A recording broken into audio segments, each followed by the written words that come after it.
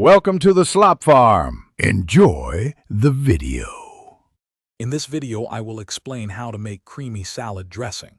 Creating a delicious, creamy dressing at home is simpler than you might think, and it tastes so much better than store-bought options. We'll cover the essential ingredients and techniques to achieve that perfect smooth texture.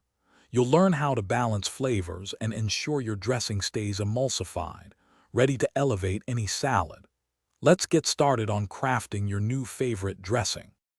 The key to a creamy dressing is proper emulsification, which means blending oil and water-based ingredients that usually separate.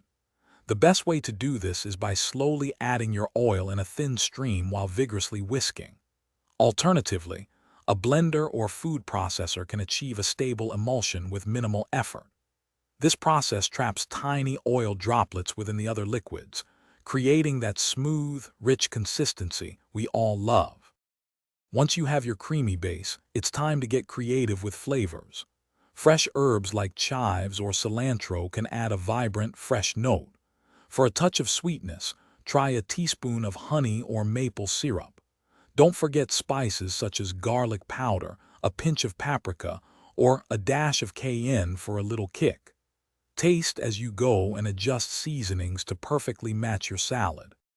Proper storage is crucial to keep your homemade dressing fresh and delicious.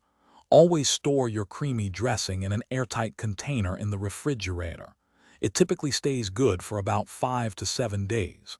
If you notice any separation, simply give it a good whisk or shake before serving to bring it back together. Enjoy your freshly made, creamy dressing on your favorite salads. Thanks for watching. Consider subscribing if we helped you today.